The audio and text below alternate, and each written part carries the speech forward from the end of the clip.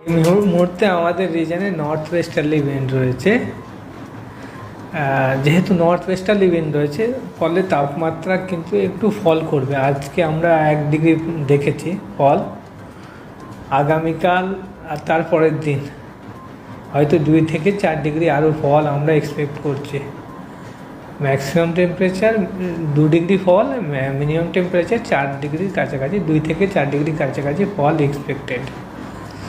কলকাতাতে যদি বলি, হয়তো 16-17 মাঝখানে কোনো দিন আসবে 10 তারিখের মধ্যে, তারপরে আবার টেম্পারেচার উঠবে, এরকম টেন্ডেন্সি। এখন যেটা বলেছি যে 15 তারিখ পর্যন্ত জিগজ্যাগ টাইপ থাকবে, টেম্পারেচার একবার নামবে আবার বাড়বে।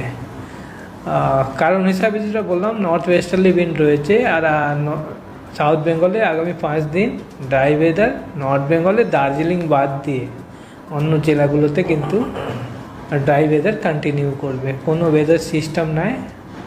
কলকাতাতে সকালের দিকে কুয়াশা থাকবে। তাপমাত্রা গতকাল 28.7 ও 28-29-এর কাছাকাছি ছিল।